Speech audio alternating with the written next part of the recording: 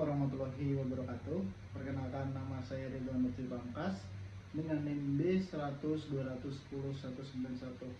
Saya akan mempresentasikan hasil dari ringkasan sebuah jurnal yang sudah saya ringkas, yang berjudul yaitu Formation of International Marketing Strategy for Domestic Enterprise in Condition of Increased Financial Risk.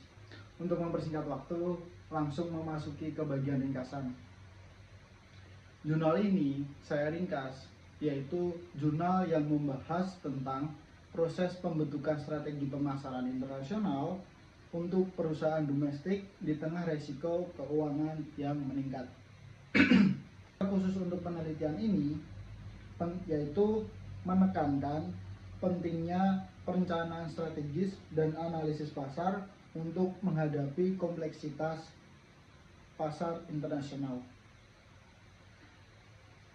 Pengukuran utama yang dibahas yaitu meliputi analisis cluster, metode skala kategori, metode analisis, kelompok fokus, tinjauan literatur, dan studi kasus untuk memenuhi dan mengurangi resiko keuangan seperti resiko mata uang, resiko kredit, resiko likuiditas. Ada beberapa elemen kunci dalam pembentukan strategi, meliputi yang pertama ada memahami pasar target, yang kedua ada segmentasi pasar dan adaptasi produk, yang ketiga ada strategi harga dan distribusi, yang keempat ada aktivitas promosi, yang kelima ada manajemen risiko.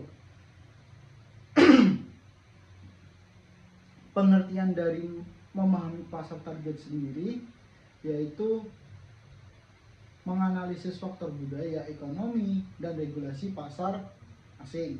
Untuk segmentasi pasar pada poin kedua yaitu menyesuaikan produk dan layanan agar sesuai dengan kebutuhan pasar lokal. Untuk yang poin ketiga tadi, strategi harga dan distribusi, yaitu mengembangkan model harga yang kompetitif dan saluran distribusi yang efisien. Yang keempat ada aktivasi promosi, yaitu menggunakan alat pemasaran tradisional dan digital untuk menjangkau audiens internasional.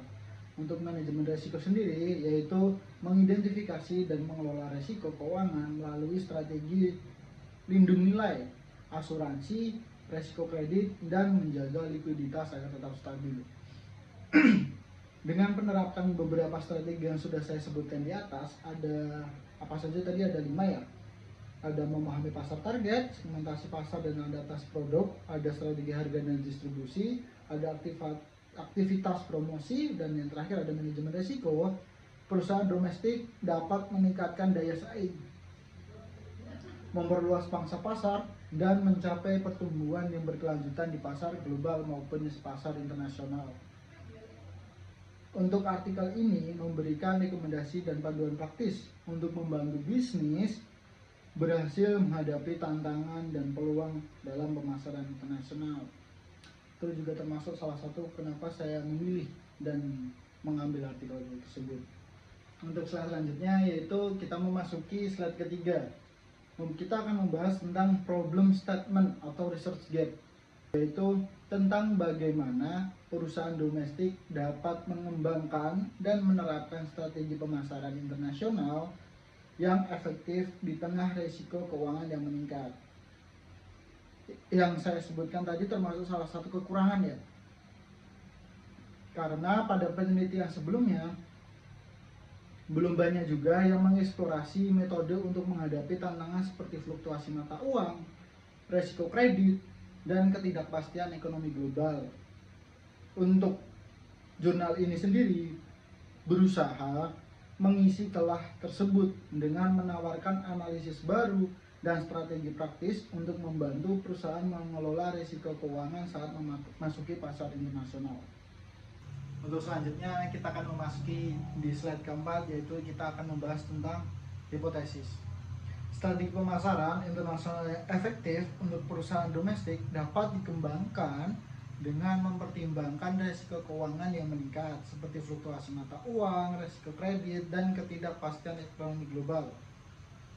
Untuk penelitian ini tersendiri berhipotesis bahwa Dengan mengidentifikasi dan menganalisis faktor-faktor kunci yang mempengaruhi resiko keuangan yang sudah saya sebutkan semuanya tadi, perusahaan dapat merumuskan strategi pemasaran yang lebih baik dan yang lebih efektif tentunya untuk perusahaan agar berkembang lebih jauh lebih baik, yang akan membantu mereka berhasil di pasar internasional. Untuk slide selanjutnya kita akan membahas metode apa yang digunakan dalam penelitian tersebut, penelitian yang sudah saya rangkum ini, itu kualitatif maupun kuantitatif.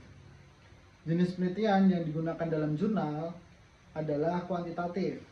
Hal ini dapat dilihat dan dikuatkan dari penggunaan indikator keuangan, ada dari posisi pasar juga, ada kepuasan pelanggan, ada inovasi dan penelitian, serta efisiensi sumber daya untuk menghitung nilai indikator komprehensif yang menunjukkan pendekatan kuantitatif dalam penilaian dan analisis. Selanjutnya kita akan memasuki slide terakhir, yaitu konseptual model. Untuk konseptual model sendiri, di sini ada beberapa indikator. Yang pertama, ada financial indikator. Yang kedua, ada customer satisfaction indikator. Yang ketiga, ada research efficiency indikator. Yang keempat, ada innovation and research indikator. Yang kelima, ada market position indikator.